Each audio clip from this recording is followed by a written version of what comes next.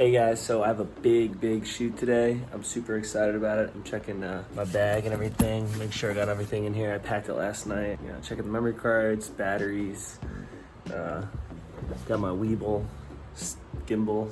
Gonna get some cool smooth shots. I ain't talking about the drinking kind, but yeah, I always just make sure I pack everything the night before, and then I like quadruple check it in the morning because there's nothing literally worse than leaving something at home and then having to go back or not even being able to go back home. So make sure you always have your bags packed the night before, so in the morning you can just shower and get ready for the shoot and you're already planned and ready to go. Oh, and maybe print out a copy of the script. It's always nice to have a copy of the script, which I'm gonna go do. But yeah, I'll probably share, like make this into a little video and share updates throughout the day, hopefully, if I actually can do it. Big day, those recruitment plates are coming in. Think of all the data. I don't know, sounds like a lot of work to me. Data whore, right? All right, let's get going here.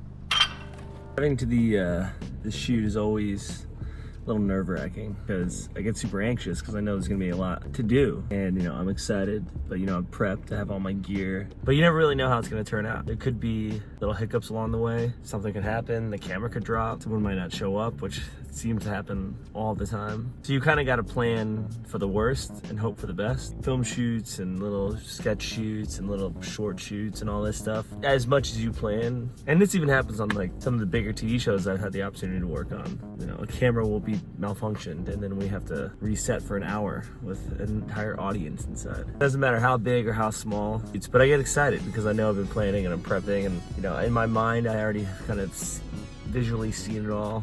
And I'm already like editing it in my head. I mean, as far as I know at this point, everything's gonna go smooth, but we'll see. I'll keep you updated.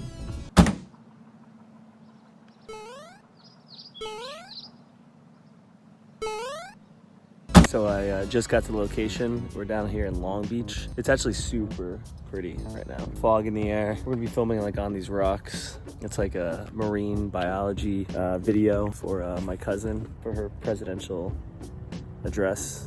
But yeah, the location's awesome. You can check it out. It's pretty, I mean, sometimes you just gotta soak it in and then you prep your stuff.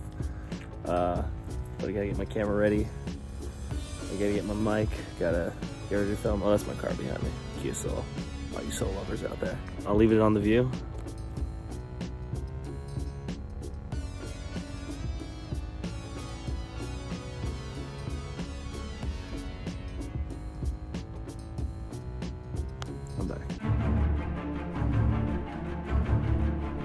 All right, so we just finished filming some slow motion stuff. It's very epic, very exciting stuff. I used my beautiful Weebill. Looks really smooth. Now we're gonna film the end of the short, even though we're not quite at the end. You know, sometimes you gotta film out of order for, you know, lighting, actors, stuff like that. For this one, it's actually because of the tide. We need a high tide at the end, and the high tide today is at 10:30. So we're filming the beginning of the scene at 2:30 when it's low tide. So it's exciting stuff, learning about the oceans too. Now it's high tide and we're gonna film the end where it's gonna be like a dark horror movie. Audio's been a little rough, but I think it's good. I'm gonna get some ADR on that. And the camera stuff is good, you know, because got this little Weebill. Got my ND filter on there. But I got my hot waters on. So I'm gonna get real wet right here, real wet. You guys catching lobster? Yeah, no, we're not. Oh, they're great this time of year. You should really catch some lobster. That's fascinating. Thanks for the advice. You ever seen a lobster? They got the antennas, not the claws here. You know what a lobster is? All right, so we're on the last scene of the day. Everyone's gearing up for this yoga bit that we're doing. It's a little yoga comedy bit. But yeah, it's been good. We have, the thing that saved me today was these Saramonic lav mics that I bought at good old Sammy's Cameras. It's a lav mic, connects to your phone. It's Bluetooth, great quality sound for a low cost. And they ain't even sponsored me. But we're almost there. Been using my car as like a little production thing today.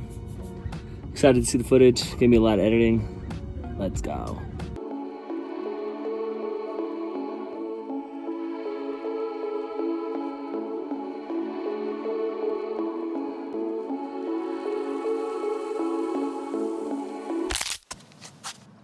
Can anyone help with this? Well, today is a wrap.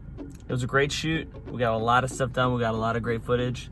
I just did my checks. So after the end of each shoot, I always make sure that I have all my equipment, because you don't know how many times that I've left equipment on set, whether it's a battery, whether it's my battery charger, which is like $8,000 to get another battery charger for any camera.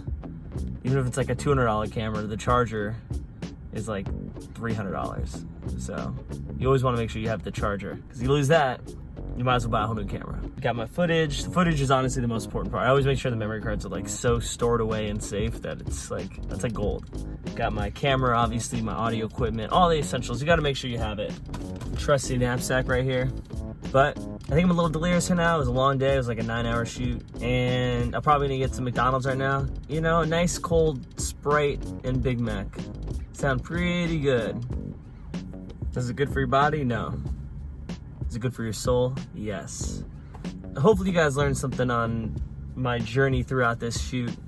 You've seen me from a bright-faced, wide-awake kid to now a broken down old man at the end of a shoot.